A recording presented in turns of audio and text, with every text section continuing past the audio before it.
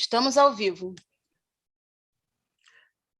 Boa tarde aos nossos ouvintes e telespectadores, né? Estamos mais um programa aqui da Taba TV, o Falou e Disse, e hoje estou muito contente por fazer mais um programa político que está sendo em série, né? Entrevistando as candidatas estaduais à Alerj.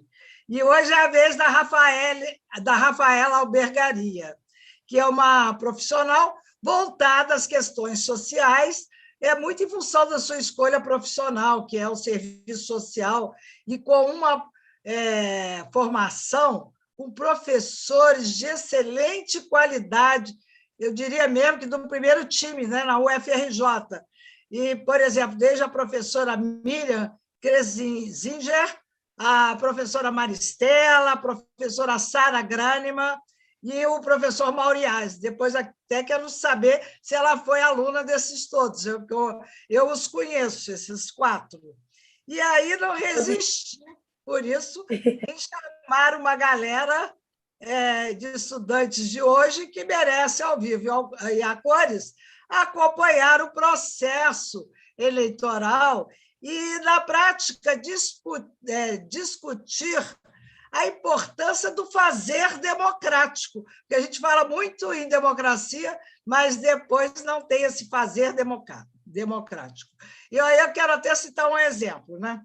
Quis trazer no meu programa, Falou e Disse, não só um candidato ou candidata, mas uma galera, que foram 11 mulheres e de vários partidos. E aí, por quê? Eu quero entrar em intimidade com elas para, no futuro, e com eles, com outros, também pode ser homens. Por acaso, foi mero acaso. Foram 11 mulheres.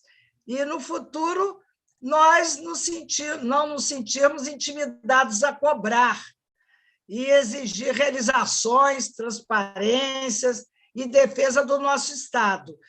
Outra coisa, a direção do orçamento, que direção toma o orçamento, vamos gastar com o quê, por quê, como, não é? E quais as áreas, e tem muitos outros temas. Mas eu queria ainda mais do que isso, sabe? Nessa fase eleitoral, eu queria mais do que isso. Mas mais o quê?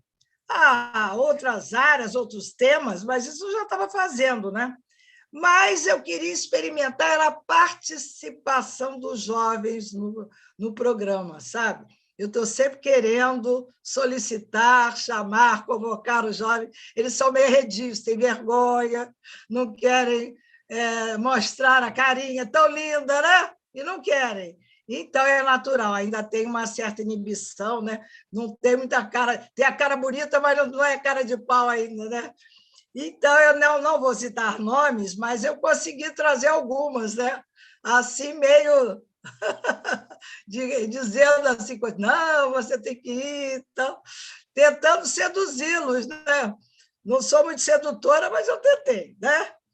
Então, e outra coisa que me chamou muita atenção, viu, Rafaela, foi que eu entrevistei 3 candidatas saídas da Escola de Serviço Social da UFRJ. Quer dizer, podia ser da UF, podia ser da UERJ, mas não, da UFRJ. Que além de você, a Tatiane Araújo, né? E a Marina Santos, do MST. Eu achei assim, né? Muito interessante, não sei se é coincidência, mas não pode ser coincidência. Eu queria que você também depois explicasse um pouco isso, né? Então, eu vou chamar, eu ia até fazer um sorteio, mas depois tinha uma menina que me pediu para vir na frente, que foi a Emanuele, porque ela vai ter que sair. Então, a Emanuele vai fazer a primeira pergunta. Tá bom, Emanuele? Olá, gente, vocês me ouvem? Eu estou pelo celular. Perfeitamente. Boa tarde a todos, boa tarde, Rafaela. Fico feliz de poder estar podendo entrevistar você. A minha pergunta vai no sentido de que eu gostaria de saber, tanto no processo eleitoral quanto legislativo, e executiva a nível estadual e nacional, quem você apoia e por que você apoia? Eu gostaria que você esclarecesse um pouco o seu apoio. Olá, Emanuele, Helena. É um prazer, agradecer muito o convite para a gente trocar esse papo. Acho que é muito importante falar sobre política e fazer com que política cada vez mais seja um tema mais do que recorrente na nossa vida, mas muito presente, né? Porque tudo na nossa vida é política, desde ter que fazer grandes viagens, grandes deslocamentos para chegar à universidade, a não ter médico no posto de saúde da esquina, ao preço da passagem, a falta de gratuidade, né, de passagem para estudantes que vivem na região metropolitana do Rio de Janeiro. Então, tudo na nossa vida é político. E com a Emanuele, então, agradecer o convite, né? A Emanuele pergunta sobre quem é que a gente apoia. Eu sou candidata pelo PT, uma candidatura de primeira vez, uma candidatura que está sendo construída a partir do movimento de mulheres negras. Eu sou articuladora política do movimento Mulheres Negras Decidem, e a liderança apoiada pelo Estamos Prontas, aqui no Rio de Janeiro. Estamos Prontas é um projeto do Instituto Marielle Franco e do movimento Mulheres Negras Decidem, que escolheu uma liderança para o Estado, para disputar o legislativo estadual, entendendo a necessidade de mudar o quadro e o retrato do poder, de que mais mulheres negras periféricas ocupem esse espaço de poder, porque a gente é o maior grupo populacional, né, na sociedade, e o grupo que está menos representado dentro dos espaços de poder. Isso repercute no apagamento da nossa existência nas construções de políticas públicas. Então, o Mulheres Negras Decidem, assim como o Instituto Marielle Franco, tem entendido que é muito importante, né, ter mulheres negras para a produção de política de vida, e idealizou e realiza esse projeto. Eu sou a liderança apoiada aqui no Rio de Janeiro, e sendo uma mulher negra que se constrói a partir do movimento de mulheres negras, a gente tem uma grande preocupação com o aprofundamento da democracia, com o enfrentamento do racismo, que né, nos coloca num lugar, né, e numa posição contrária ao atual governo. Então, a gente tem um compromisso e entende, né, que a disputa da democracia, o aprofundamento da democracia, passa por derrotar o Bolsonaro e o bolsonarismo, e a esperança para isso é eleger o Lula. Então, Lula é Luiz Inácio Lula da Silva é o nosso candidato a presidente. A gente apoia a construção da candidatura para governador do Freixo, que é um sujeito, né, um ator que tem, na sua trajetória política, defendido os direitos humanos. Então, também parte da minha trajetória, da minha construção, pela defesa dos direitos humanos, especialmente dos territórios de periferia, favela, de populações, né, da população negra, das atravessadas pela violência.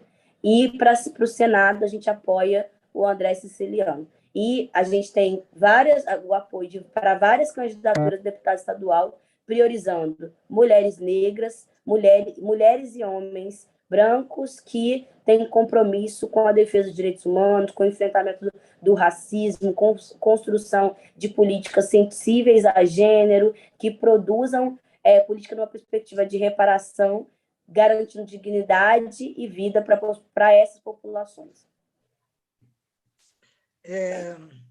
Emanuele, como você me disse que vai ter que sair, você tem alguma outra pergunta a fazer?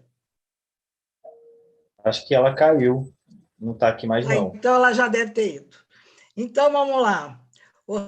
Rafaela, eu gostaria de saber qual a ideia, a sua visão do Estado do Rio de Janeiro, e assim, considerando a problemática do Estado.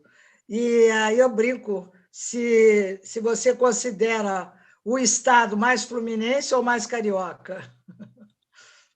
O Estado do Rio de Janeiro é um Estado majoritariamente fluminense, mas que tem uma centralidade de oportunidades para a população carioca, que está concentrada na capital do Rio de Janeiro. Então, e é um dos estados com maior estrutura, né, e com um estado mais desiguais do país e do mundo, com uma concentração muito grande de oportunidade na capital do estado do Rio de Janeiro. A gente tem dados que falam sobre mobilidade, né, e mobilidade, a gente pensa mobilidade de uma perspectiva ampla, né, que demonstra que mais de 2 milhões de pessoas saem dos territórios da zona oeste da cidade do Rio de Janeiro, da Baixada Fluminense, saem da região metropolitana do Rio, de territórios, são considerados territórios dormitórios, para chegar no centro da cidade todos os dias para alcançar a oportunidade. Então, é muito importante a gente disputar a construção de uma outra cidade, que é uma cidade que garanta a criação de oportunidades, a desconcentração de oportunidades, que pense a lógica da gestão, da produção de política, ao invés do que tem sido pensado historicamente, porque hoje o que a gente vê se investe, se prioriza o investimento orçamentário nos territórios mais abastados, na Zona Sul Carioca, no centro da cidade, em detrimento dos bairros da Zona Oeste, em detrimento dos bairros no extremo da Zona Norte, ali mais no extremo, né, tipo, mais próximo da Baixada Fluminense. A Baixada Fluminense, historicamente, é destituída de políticas públicas e sociais fundamentais, de saúde, de hospitais públicos, de universidades, de oportunidade de emprego e renda. Então, o Estado do Rio de Janeiro ele é majoritariamente, massivamente, um Estado fluminense, mas pensando em qual é o território que mais recebe oportunidades, infelizmente, a capital, e a gente precisa inverter essa lógica para garantir políticas de equidade e garantir dignidade para todo o Estado, geração de oportunidade, reaquecimento da economia, produção de políticas, uma perspectiva de sustentabilidade. O Rio de Janeiro é um dos estados também que líderes na emissão de carbono. Como é que inverter essa realidade possibilita também colocar o Rio no fronte dos estados, né, que enfrentam as questões das mudanças climáticas. Eu acho que isso é fundamental, pensar em dignidade, em equidade é fundamental para colocar o Rio de Janeiro na frente e na liderança da construção de um Estado que garanta dignidade e políticas de equidade para sua população, que é majoritariamente fluminense e não carioca. Muito bem, Rafaela. Olha só, quero passar a palavra agora para a Paola Souza, que vai fazer a sua pergunta, ou as suas perguntas. Olá, boa tarde a todos. Boa tarde, Rafaela. Então, eu busquei te conhecer pelas suas redes sociais, pelo seu Instagram, e lá eu vi que você tem uma ligação muito forte com o Observatório dos Trens, se eu não me engano, é isso? E eu queria fazer uma pergunta em relação a isso, porque em uma das suas propostas, ela visa garantir a participação dos movimentos sociais no Conselho Estadual de Transporte. Então, a minha pergunta ela parte de compreender como mobilizar a população que é usuária dos trens, dos ônibus, metrô, que agora as pessoas sofrem assim, em quase todas as linhas e formas de transporte que a gente tem hoje, público no Rio de Janeiro. Então, eu queria saber como você vai mobilizar a população usuária a acreditar que somente com a participação social efetiva dessas pessoas é possível mudar, de fato, a atual situação do transporte público no Rio de Janeiro.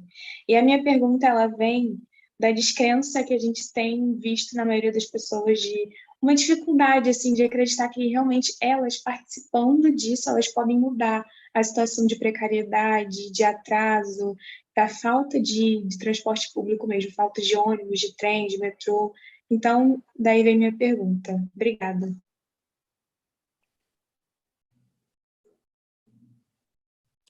Ei, Paola, obrigada pela pergunta. A nossa pauta, a pauta central da nossa campanha é mobilidade, direito à cidade, transporte seguro, acessível, limpo, sustentável, com gratuidade, né, para as pessoas para os setores de classe que mais dependem do transporte, que não têm a possibilidade de custear esse transporte, então, com gratuidade para as pessoas que estão desempregadas, para os doentes, para os estudantes, e um transporte acessível, né, e mais barato. E eu sou fundadora e idealizadora do Observatório dos Trens.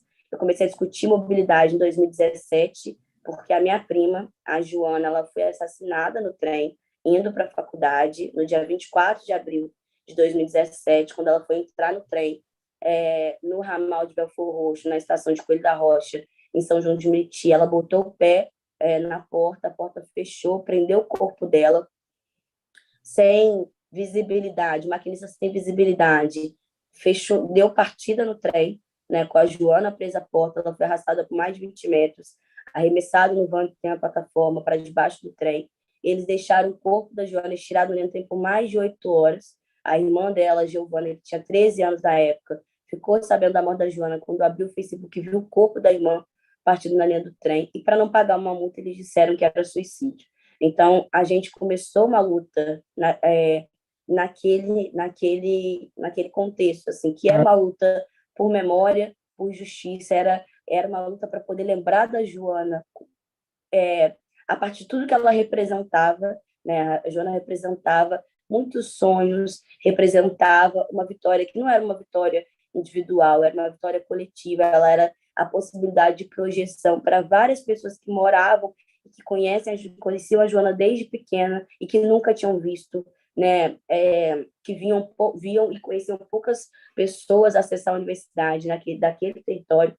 Então, a gente começou essa mobilização, eu comecei a levantar o que existia de registro, né, sobre de dados sobre ocorrência violenta nos trens, porque todo mundo que pega o trem sabe que todo dia essa realidade é uma realidade atravessada por muitas violências. Todo dia o trem atrasa, e aí tem muitas pessoas esperando, todo mundo entra, porque todo mundo quer chegar no trabalho, então o trem parte com as portas abertas, os trens são super velhos, tem um vão de mais de 50 centímetros, e a gente entendia que se tivesse ali, se o maquinista tivesse possibilidade de ter visibilidade sobre quem estava entrando dentro do trem, se tivesse um vão entre a plataforma que seguisse as normas da BNT de até 10 centímetros, se tivesse acessibilidade, né, garantir que qualquer pessoa conseguisse entrar com segurança dentro dos trens, se tivesse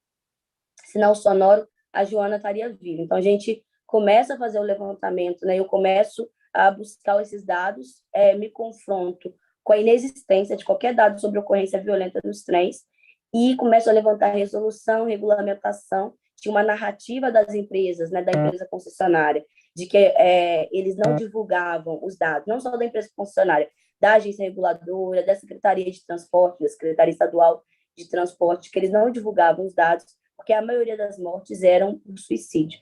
E aí eu começo a levantar a resolução, descubro aonde era possível encontrar esses dados, porque tinha uma resolução, que é a 1431 da Agência Nacional de Transporte, que obriga a abertura de um boletim de ocorrência sobre todos os acidentes graves, que é a forma que eles tipificam, uma série de ocorrências e que interrompem a operação do transporte. A gente faz mais de 18 pedidos pela Lei de Acesso à Informação, muito ajudados pela Marielle, pelo mandado da Marielle Franco naquele contexto, pela Casa Fluminense, pela Comissão de Direitos Humanos da Assembleia Legislativa, e a Marielle foi fundamental para a gente começar a fazer essas articulações, trazer mais atores, ter diálogo, né, com o Ministério Público, Defensoria.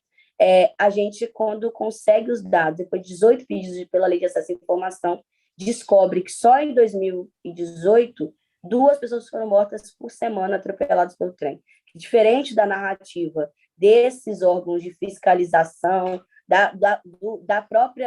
do próprio Estado, né, que concede o serviço, de 2006 a 2018 só tinham 32 registros de suicídio. E de 2008, que é o corte temporal que a gente fez, a 2018, tinham 368 mortes por atropelamento ferroviário, sendo que até 2016 foi o maior número, né, o maior número de 2008 a 2016, com 36 registros. Em 2017, que é o ano que a gente começa a fazer incidência e buscar justiça, são 66 registros no ano. Então, aumenta o número de registros em uma nova forma de tratar esses dados, de registro desses dados. Então, a gente entende que essa luta que a gente constrói, e que se somam vários atores da sociedade civil, foram fundamentais, inclusive, para colocar o trem na agenda pública, porque antes não se falava dessas mortes. A gente consegue dar visibilidade, né? A gente escreve um livro que chama Não Foi em Vão, onde a gente apresenta esses dados, faz um debate sobre como a mobilidade ela produz impedimento das pessoas de acessarem oportunidade, de acessarem vida, como ela produz interdição para corpos pretos, para corpos femininos, e como é necessário pensar a construção de uma cidade, do planejamento da cidade a partir de uma perspectiva antirracista, sensível a gênero, sustentável. E eu fundo, no ano passado, o Observatório dos Trens, no meio da crise do sistema ferroviário, dando continuidade a essa pesquisa e fazendo incidência. O Observatório ele se organiza pela pesquisa, então a gente produz dados, né, numa perspectiva de dar visibilidade e disputar a mobilidade a partir das demandas dos passageiros, que geralmente a forma como a mobilidade se planeja, a forma como os transportes são planejados, é a partir da demanda do mercado, pensando o transporte como mercadoria. A gente começa a produzir dados falando sobre o impacto do custo do transporte na renda de um trabalhador médio fluminense, de como isso produz uma série de outras questões, como a gente retoma uma realidade que já tinha sido superada, de ter uma população grande, segunda a sexta-feira, que está em situação de rua, porque não consegue voltar todo dia para casa, porque aquilo que eles ganham durante o dia, estando na informalidade, é o que eles gastariam com 2 bilhetes únicos, né, com 17,10. Então, eles dormem numa situação insegura, indigna, violenta, porque o transporte impede as pessoas de voltarem para casa todo dia.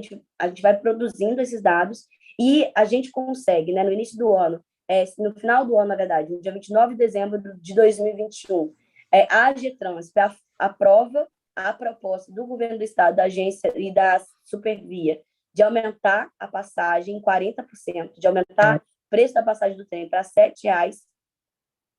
A gente faz uma mobilização para conseguir,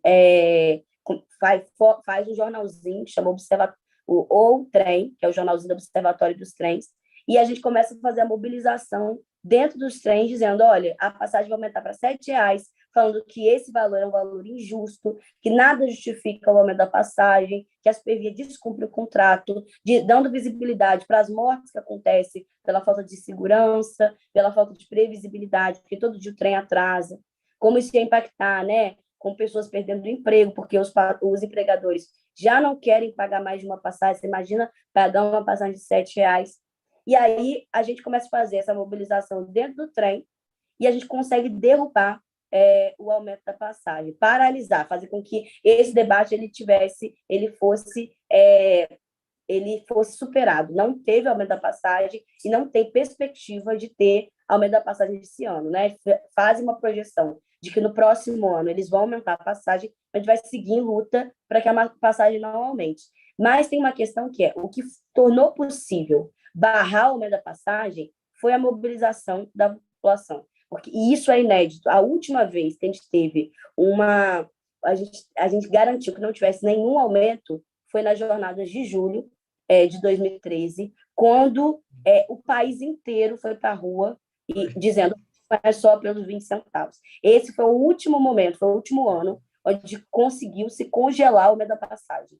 A gente conseguiu congelar o aumento da passagem esse ano porque a gente começou a falar para as pessoas sobre o aumento. Geralmente, como é que se aumenta? Se aprova o aumento da passagem, não avisa para ninguém, não avisa para os passageiros. No dia 2 de fevereiro, que é quando a nova tarifa começa a valer, as pessoas vão passar o bilhete único e vem que a passagem aumentou. E aí o que a gente fez foi, um mês antes, começar a mobilizar as pessoas passando no trem, falando sobre o impacto disso, sobre a injustiça de uma passagem de R$ 7,00, que assalta mais de 34% do salário de um trabalhador médio fluminense, e que a conta não fecha, porque hoje a única lei que fala sobre o comprometimento de salário com renda é a CLT. Diz que o trabalhador ele só pode ter comprometido com transporte até 6% do seu salário.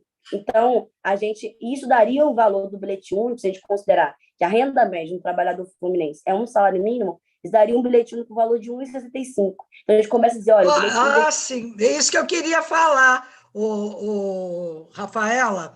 Quantos por cento a passagem significa em relação ao salário mínimo? Você já deu essa resposta. Eu queria só frisar, porque isso é importantíssimo. Então, eu acho que a reivindicação seria através dessa questão, né, de vincular o valor da passagem ao salário mínimo, não é mesmo? Exatamente. E assim, para tudo na vida, a gente precisa se deslocar. A gente se desloca para procurar trabalho, a gente se desloca para ir para o trabalho, a gente se desloca para acessar cultura e lazer, para encontrar a família, para encontrar os amigos, para ir para a universidade. Não existe vida sem deslocamento. E isso, né, deslocar, então, é essencial à nossa existência. Ele media a possibilidade de acessar todas as outras políticas públicas e sociais. Se a mobilidade ela é algo tão fundamental, ela precisa ser garantida pelo Estado. Não pode ter pessoas ficam em situação de rua de segunda a sexta porque elas não conseguem pagar uma passagem. Não é possível isso. O transporte ele media a nossa possibilidade de ir e vir. E no mundo todo já se tem esse entendimento. Um exemplo marcante disso é que tiveram na Bélgica, não, desculpa, na Alemanha, com a pandemia, né, que afetou várias pessoas com desemprego, com ampliação da informalidade, da fome. O que o país fez? Antes tinha um bilhete mensal que custava 60 euros, que era equivalente a 2%, se eu não me engano, do salário base de um trabalhador alemão. E aí, o que eles fizeram? E é um bilhete que possibilita os alemães circularem pelo país inteiro. Diante da pandemia, eles perceberam que o transporte era uma demanda latente, né? E aí eles diminuíram esse bilhete para 9 euros, que equivale a 0,2% de um salário de um trabalhador médio alemão. Isso fez com que aumentasse a demanda de transporte em 300%. Então, tem uma demanda reprimida de transporte por causa do custo da passagem, né? Os territórios de periferia e de favela têm um deslocamento forçado para tudo, na verdade, porque é isso. Eu sou de São João de Meriti. São João de Meriti é a maior concentração de gente por metro quadrado. São mais de 13 mil pessoas por quilômetro quadrado. Em São João de Meriti não tem um hospital público. A maioria dos bairros de São João de Meriti não tem creche, não tem ensino infantil. As famílias não conseguem matricular seus filhos próximos de casa no ensino infantil, no ensino médio, no ensino fundamental. Então, os seus filhos estudam longe de casa. Isso faz com que as pessoas não tenham universidade, né? Agora tem um IFRJ ali próximo, mas ainda é muito difícil para a população acessar. Isso faz com que os deslocamentos eles sejam muito maiores, porque tem essa lógica também, essa lógica de priorização inversa, de priorização orçamentária injusta, é uma lógica que reproduz e aprofunda a desigualdade, porque se prioriza em construção de hospital, construção de escola, investimento em saúde, na capital, onde já tem muitas infraestruturas, né? Em detrimento, os territórios da Baixada Fluminense, da Zona Oeste, das periferias e favelas, da cidade do Rio e da região metropolitana como um todo, são destituídas de políticas fundamentais de existência. Isso faz com que as pessoas tenham deslocamento muito maior e para tudo na vida. Então, Rafaela, me diga se você, durante o período da faculdade de serviço social, se você saía de São João de Meriti, onde você morava. Eu saí de São João de Meriti e estudava na URCA, né? Então, saí às 5h30 da manhã, eu de 2009, não tinha bilhete único. Então, eu saía às 5h30 da manhã para pegar o trem no contrafluxo, para tentar vir ou sentado ou encostado, porque tem uma outra realidade que atravessa especialmente corpos femininos na tentativa de circular pela cidade, que é a realidade de assédios, de violência de gênero. Então, eu fazia esse trajeto para tentar ou vir encostado ou sentada para não sofrer processos de assédio, de importunação sexual dentro do transporte, que é muito comum. Aí, chegava na faculdade por volta de 7h30, 8 horas, ficava lá o dia inteiro, porque eu não tinha... Minha mãe era a única pessoa trabalhando, minha mãe é empregada doméstica, então o dinheiro que ela me dava, eu gastava quase R$16 por dia. O dinheiro que ela me dava era o dinheiro certinho para pagar passagem. Se eu comesse, eu tinha que escolher um dia que eu não ia ir para a aula. Eu ficava lá até 10 horas, às vezes, com uma refeição o dia inteiro. Aí eu saía de lá 10 horas da noite, ficava de 7h30 da manhã até 10 horas da noite, para pegar o último ônibus, que já não tinha mais trem, esse horário, o último trem para Belfort já 9 horas, pegava o último ônibus na Praça 15, 11h15, chegava mais de meia-noite em São João de Meriti, e ainda tinha que fazer o percurso super escuro, inseguro, para poder chegar em casa. E para o outro dia fazer tudo de novo. Então, o deslocamento é algo que impacta a nossa vida. A gente perde... Então, peraí, fala com mais calma. Você, então, levava 3 horas para ir, no mínimo, né? Quantas horas para voltar? 2h30, por aí. Então, 5h30 no transporte. E tinha que sair cedo, 5 horas ou 5h30 da manhã, que você falou? Para poder pegar o trem e tentar, pelo menos, me encostar para não sofrer violência.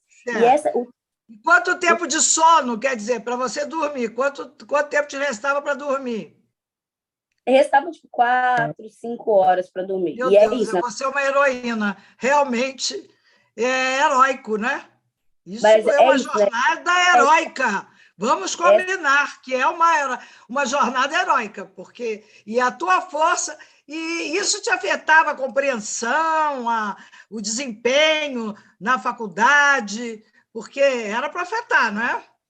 É muito desigual, né? Eu usava o tempo dentro do transporte para tentar ler, estudar, porque estudar para a faculdade, porque era muito tempo e não é uma realidade que eu vivi em 2019 que ninguém continua vivendo.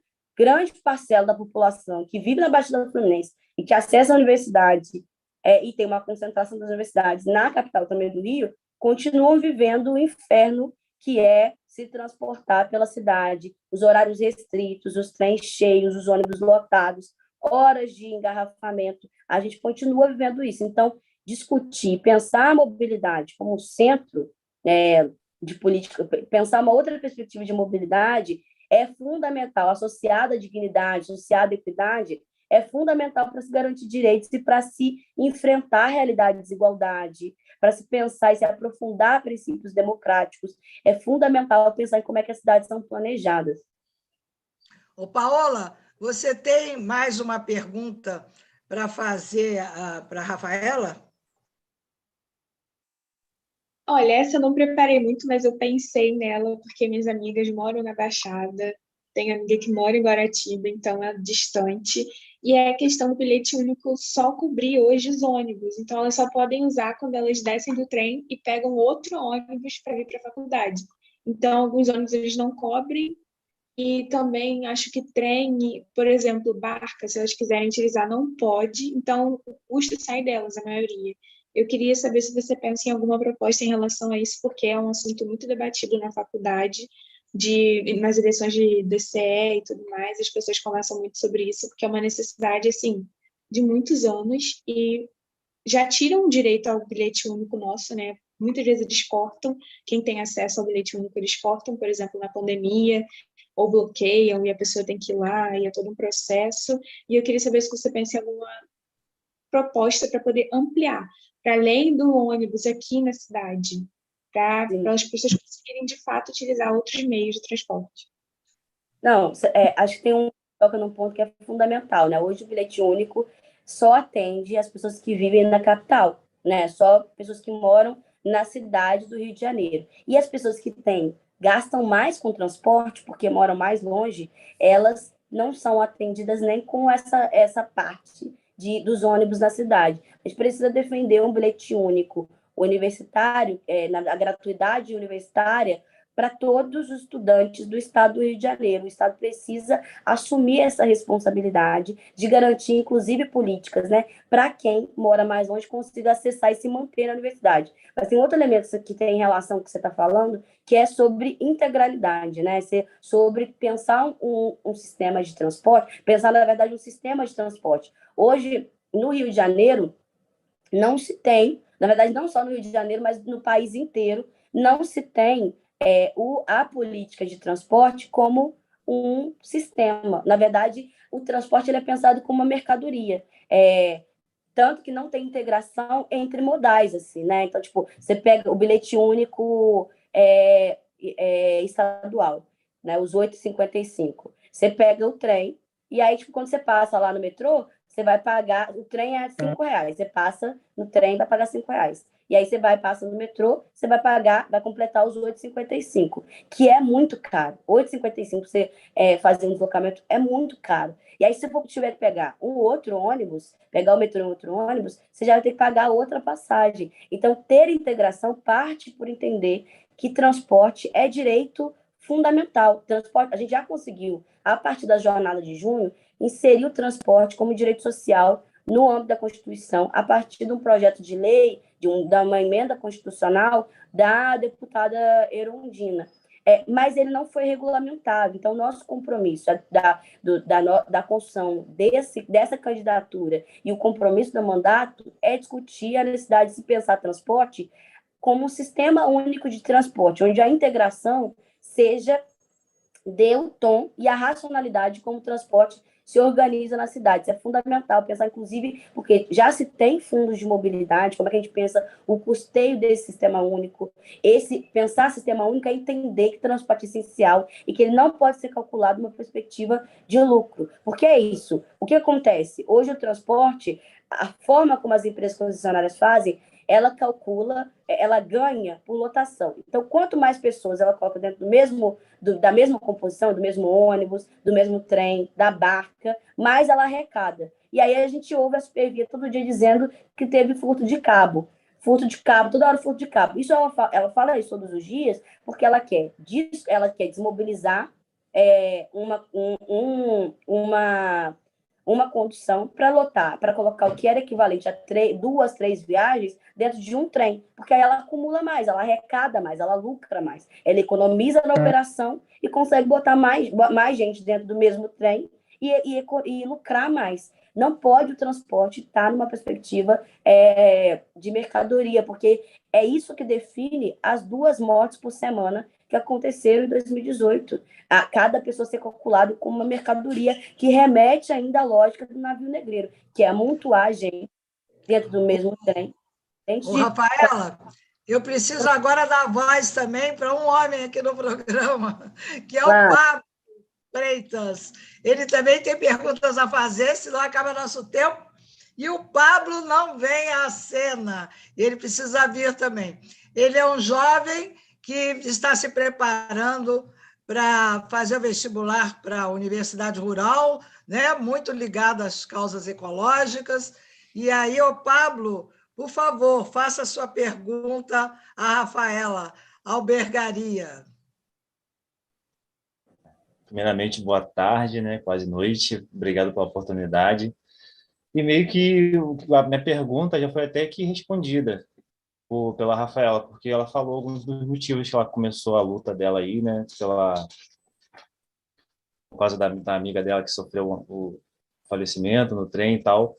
Mas eu queria saber dela diretamente qual é a motivação dela, o que faz ela levantar todo dia e pensar, pô, vou lutar por essa causa, o que me faz sentir no dever, né, de lutar pelas pessoas que precisam de mim, dessa mobilidade urbana e tal. Eu queria saber mais dela, o que ela pensa sobre isso, nessa motivação que faz ela viver em prol disso. Ei, Pablo, boa noite. Obrigado pela pergunta. Só terminar de responder a Paula. Então, Paula, as propostas muito objetivas. Bilhete, gratuidade, bilhete universitário para todos os estudantes do Estado e a criação de um sistema único de mobilidade que racionalize o transporte e que pense um transporte integrado, né? Uma tarifa menor, que se cumpra o que está previsto em lei, que daria um bilhete único no valor de R$ 1,65, que o Estado reassuma a operação desses transportes, porque só assim é possível organizar a casa, saber quanto custa o transporte para dar. Sobre a minha... Vocês estão me ouvindo? Vocês me ouvem? Está dando um corte, mas dá para ouvir. Sobre a minha motivação, Pablo, na verdade, é porque eu também tenho minha vida atravessada por essa realidade. A gente, depois da morte da Joana, que é minha prima, eu comecei a olhar para o transporte. Na verdade, uma venda caiu assim, né? Eu passava por aquela realidade todos os dias, mas às vezes a gente naturaliza as violências que nos atravessam também. E eu comecei a olhar para o transporte, né? Olhar para o sistema, para os modais, olhar para o trem de uma forma distinta, entendendo, inclusive, né, que tem uma lógica, especialmente no estado do Rio de Janeiro, e aí voltando àquela pergunta que a Helena fez no início, né, se eu acho que o estado do Rio de Janeiro é um estado mais carioca ou mais fluminense, e que eu dizia, né, que o estado do Rio de Janeiro é um estado muito profundamente desigual. Essa lógica, o transporte, ele operacionaliza a igualdade. Ele aprofunda as desigualdades, ele operacionaliza as desigualdades, né? E a gente precisa só um minutinho, porque vocês me ouvem? Sim. Sim? Então, a lógica como o transporte se organiza aprofunda e operacionaliza essas desigualdades. Então, e o nosso número ele tem relação com isso. Eu trabalhei em 2019 numa política, numa pesquisa do CESEC, que é o Centro de Estudos de Segurança e Cidadania, sobre políticas de drogas e socioeducação. E aí a gente marcou uma entrevista com a defensora da audiência de apresentação no Ministério Público, que faz parte do protocolo, né, de encaminhamento dos meninos que são apreendidos, né, de adolescentes e crianças que são apreendidos por acusados de atos infracionais no verão. E aí a defensora estava atrasada 1 hora, a assessora dela falou assim, no verão é assim mesmo, chegam 30, 40 meninos por dia, então é difícil cumprir as agendas. Aí eu perguntei, mas por que só no verão? Por causa da Operação Verão. A Operação Verão é reeditada todo verão carioca, onde, né, desde 2011, essa operação ela tem sido aplicada no Rio de Janeiro, com demanda dos mega eventos. A Polícia Militar, a Guarda Municipal, elas fazem um cerco ali na altura da rodoviária e no entorno da Orla Carioca, abordando jovens negros que partem de território de periferia. O ônibus 474, que é um ônibus que faz o trajeto Jacaré-Ipanema, é um ônibus conhecido por essas abordagens, onde a polícia entra, identifica sujeitos suspeitos, que são adolescentes negros, revistam esses adolescentes. Esses adolescentes eles estão com pouco dinheiro ou sem identidade, eles pegam esses adolescentes, encaminham para a delegacia da criança e do adolescente, oferecem uma denúncia de que supostamente esses adolescentes cometeriam um arrastão na praia. A delegacia oferece a denúncia, os meninos são encaminhados para o Ministério Público, e aí quando eu perguntava para elas o que o juiz fazia diante desses 30, 40 meninos que entram todos os dias e que não cometeram nenhum ato infracional, eles foram presos, eles não fizeram nada. Eles foram apreendidos dentro do ônibus indo para a praia. Elas diziam, interna, porque aqui funciona a lógica do susto, interna para não fazer de novo. Não fazer de novo o quê? Tentar sair do território de periferia, de favela, sendo o corpo negro e ir para a praia. Esse ônibus ele explicita muito, então, essa lógica de interdição que está organizada no planejamento da cidade, que está organizado na mobilidade, né? A mobilidade ela está diretamente associada à política de segurança pública, que é isso que entra a partir das operações policiais dentro de território de favela, que produz chacinas sistemáticas, que produz vários desaparecimentos forçados, né? Deixa vários jovens negros mortos, jovens, crianças, e fazem com que aquela população não consiga ir para o trabalho, não consiga ir para o posto de saúde, que as crianças não consigam ir para a escola, né? Impacta, interdita a possibilidade de existência dentro desses territórios. Então, a gente entendeu que tem uma lógica de mobilidade, de aprisionamento, de confinamento, que está organizado na mobilidade. E pensar uma outra construção, uma outra cidade que fale sobre a valorização da vida e a produção de dignidade para a maioria da população desconstruir essa política que produz interdição. Então, e o trem ele tem uma centralidade nesse processo. Os trens ele é o único modal que atravessa 12 municípios da região metropolitana do Rio de Janeiro. Apesar disso não se revestir em prioridade orçamentária, não existe nenhum outro modal que tenha essa característica. A gente está dizendo que é isso. Se ele atravessa, se ele é o único modal que atravessa 12 municípios, ele é o principal meio de transporte do estado do Rio de Janeiro. Mas, mesmo assim, ele não é a prioridade orçamentária. Mas a disputa para essa outra construção, inclusive para reaquecer a economia do estado, passa pela requalificação do transporte ferroviário. Porque é isso, quando a gente olha a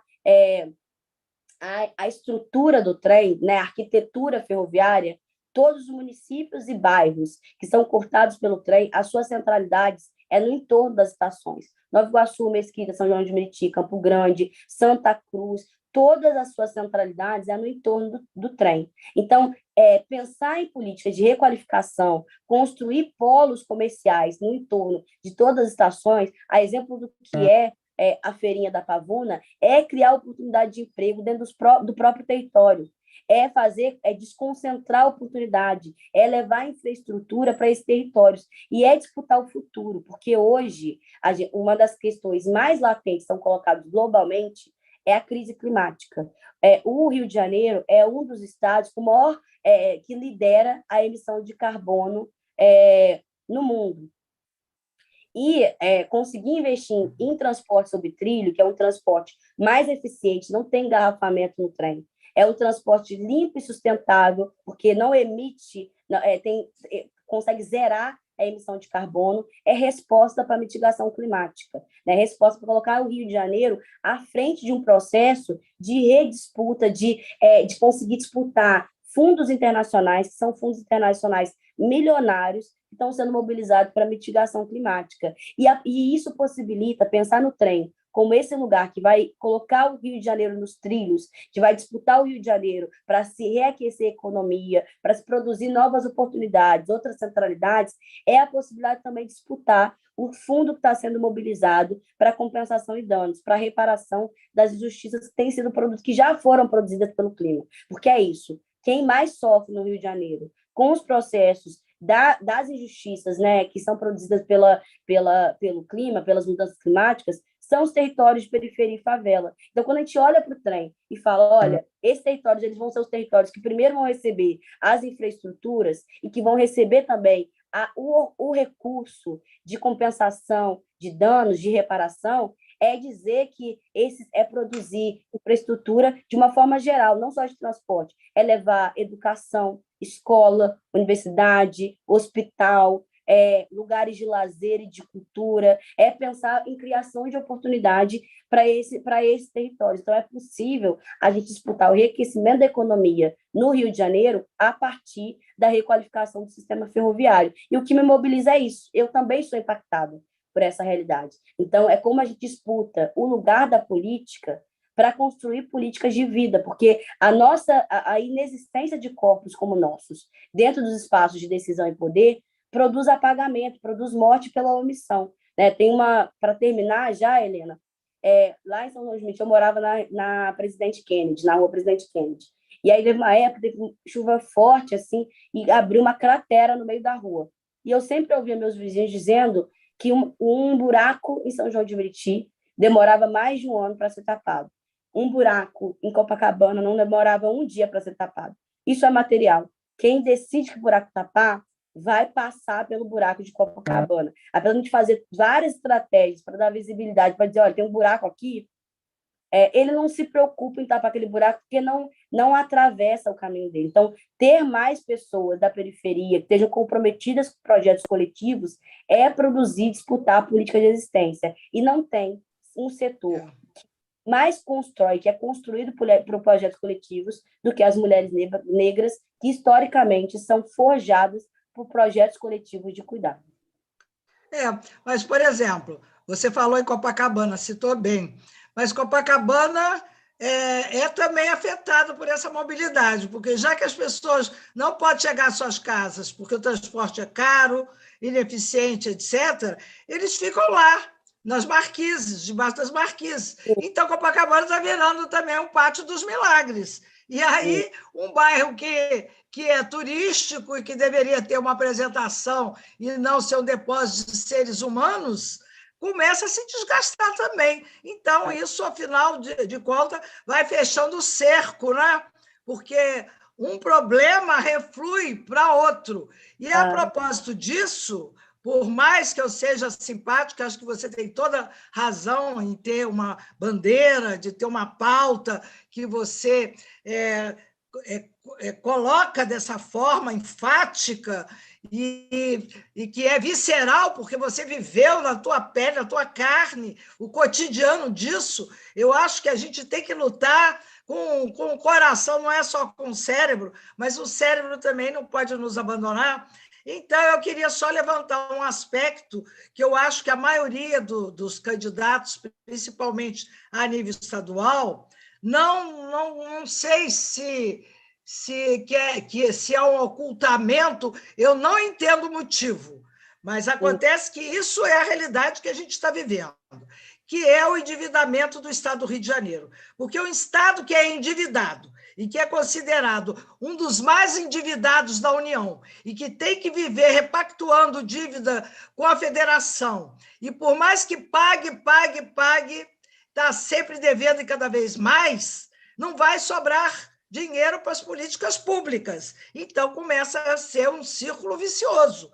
Então, e esse endividamento do Estado já deveria há muito tempo, e eu falo aí também com ênfase e com emoção, porque eu pertenço a um movimento chamado ACD, que é do endividamento público, né? O porquê do endividamento público, e a gente tem como solução fazer auditorias. Então, você tem que fazer auditorias e fazer CPIs. Ou seja, você tem que ver se o que dizem que o Estado deve mesmo. Porque, entre outras coisas, o Estado do Rio também tem a receber da federação, através, por exemplo, da Lei Candir. Eu até, quando vou num debate, uma vez fui num debate com você lá, na casa do Luiz Eduardo, eu perguntei, quem é que sabe o que é a Lei Candir? Muita gente ignora, mas se você vai à LERJ, eu frequento a LERJ, e às vezes tem audiências sobre a discussão sobre esse detalhe da Lei Candir e quantos bilhões o Estado do Rio tem deixado de receber da Lei Candir ao longo de mais de 2 décadas, desde a época do Fernando Henrique Cardoso. Aí eu te pergunto, você acha que esse é um tema, é uma pauta que você, uma vez eleita, se comprometeria a defendê-la também? Com certeza, Helena. Vou dar um exemplo disso. Você tem toda a razão. Nos dois aspectos que você abordou, eu já tinha afirmado, né? A mobilidade, ela impacta todo mundo. Ela produz e ela produz perdas, ela produz desgaste, sofrimento para todo mundo, desde quem mora em Copacabana. E é isso, é doloroso, é sofrido para quem tem humanidade olhar uma outra pessoa em situação de rua, né? Então, você está corretíssima.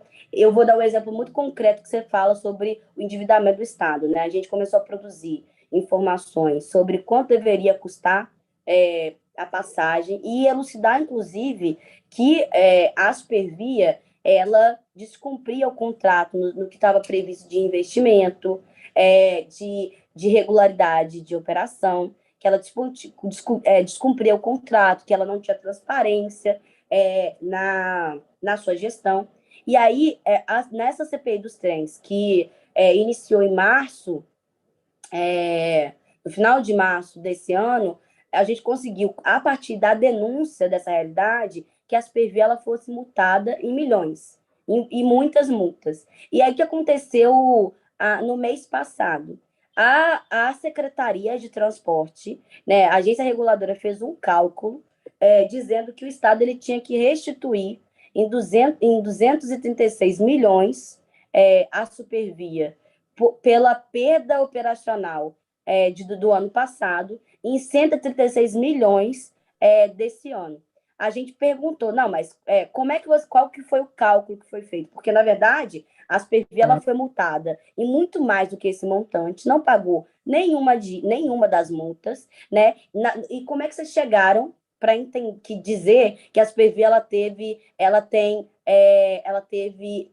perda de receita? Isso é óbvio, porque a primeira coisa que ela fez foi reduzir em 40% a sua operação. Agora, não é possível dizer que ela teve prejuízo. Qual foi o cálculo que vocês fizeram para dizer que ela teve prejuízo? me apresenta para nós, a gente fez uma reunião lá na Secretaria de Transporte pedindo, apresente para nós qual que é o cálculo. Inclusive, porque a Supervia deve muito mais ao Estado, como foi comprovado. A Supervia tinha que fazer um investimento de 2 bilhões que ela não fez. O Estado repassou para a Supervia mais de 300 milhões, mesmo a Supervia tendo sido multada, não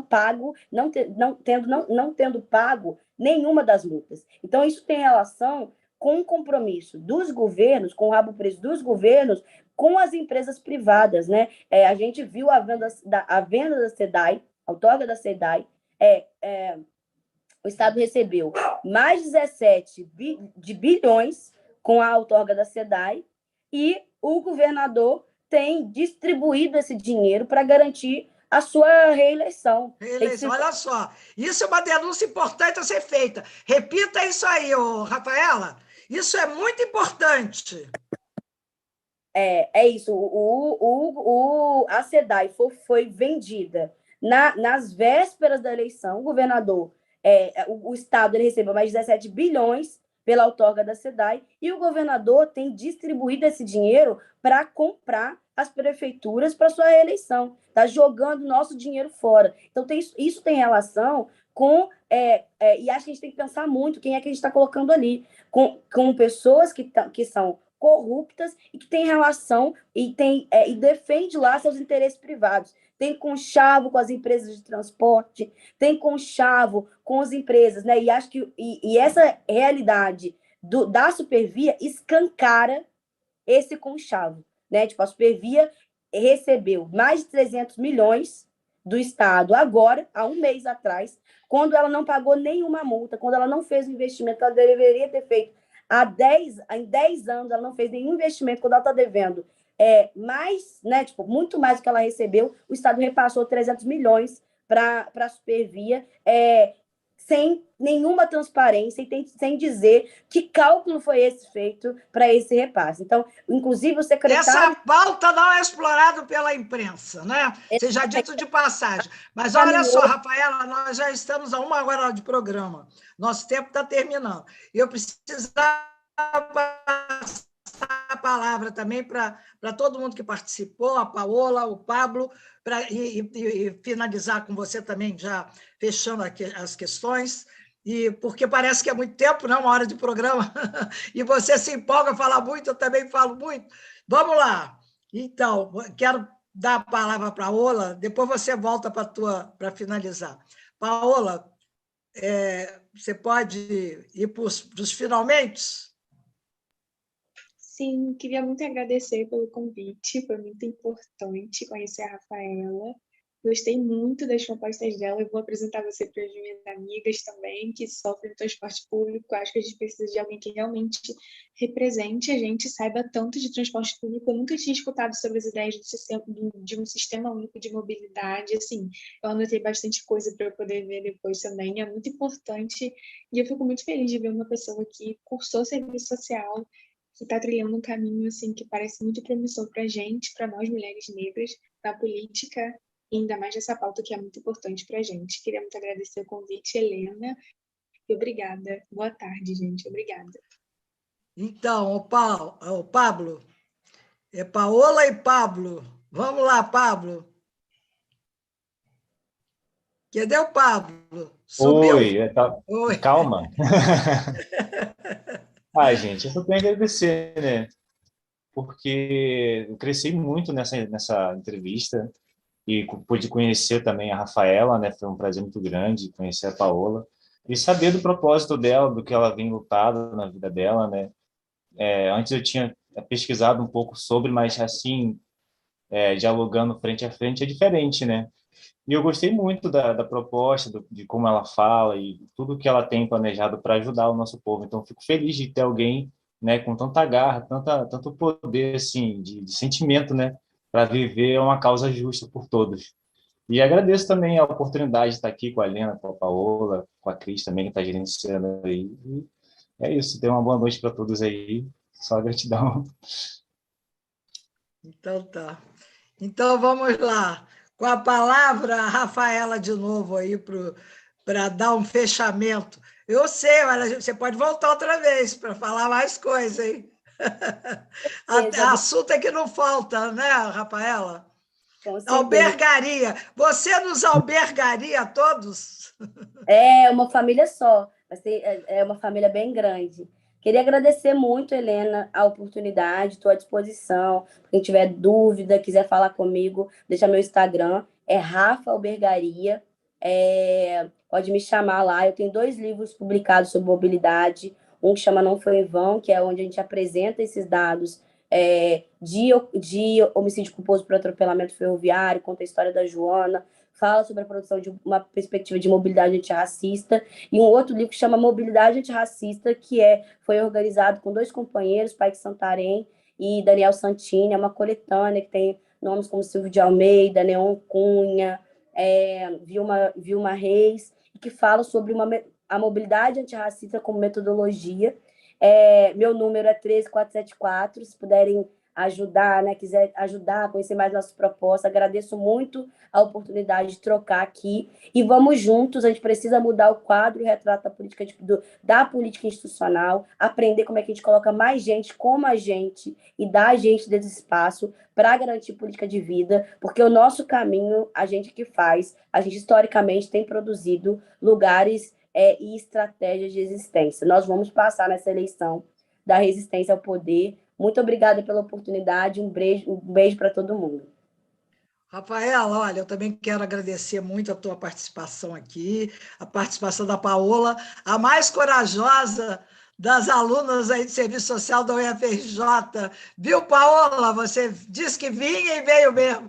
As outras ficaram assim, né, com vontade, morrer de vontade, mas isso é natural. Eu acho que eu vou continuar insistindo nessa tecla de querer trazer gente nova, gente combatente, gente que está cursando as universidades, que está no ensino médio, sabe? Dar força para essas pessoas, dar presença na nossa Taba TV. Eu peço que vocês também nos ajudem, a única forma de nos ajudar é se inscrever no canal, né? E uma pergunta que não deu tempo de eu fazer, mas eu queria só terminar só falando rapidinho sobre ela, é que houve uma CPI nessa gestão passada da Câmara da Alerj, uma CPI do Rio Previdência, porque até a Previdência do Estado do Rio de Janeiro sofreu, eu vou dizer assédio, para não usar uma palavra mais feia, mas ela foi violentada mesmo, né? E se criou até uma empresa em Delaware, nos Estados Unidos, para pegar os royalties, que algum royalty ia para o Rio Previdência, e para jogar na Bolsa de Valores, comprando debêntures, com petróleo que ainda ia ser explorado. E, com isso, então, com o aumento do preço do petróleo, houve um rombo no Rio Previdência, e que os funcionários não têm nada a ver com esse rombo, foi um rombo, roubo e rombo. E, consequentemente, sabe, houve uma falência do Rio Previdência. E, então, essa CPI foi importantíssima e demorou muito tempo, mais de 2 anos, sei lá quanto, até mais de 2 anos, para ter tudo ser relatado, tudo ser investigado. É um tema muito complicado, e eu participei muito lá das sessões da Alerj, por isso que eu quis trazer esse fato, porque nós, não só da imprensa, mas nós também, pessoas físicas, cidadãos, temos que estar presentes nas pautas e nas conquistas via Alerj, né? Dando força para os deputados poderem chegar ao fim. Às vezes eles querem instalar uma CPI e não conseguem, uma auditoria e não conseguem. Então, é preciso que a população não pense em deputados, senadores, governadores, presidentes, nem nada disso, só em época de eleição. Isso tem que haver um acompanhamento, não vou dizer cotidiano, mas pelo menos mensal, né?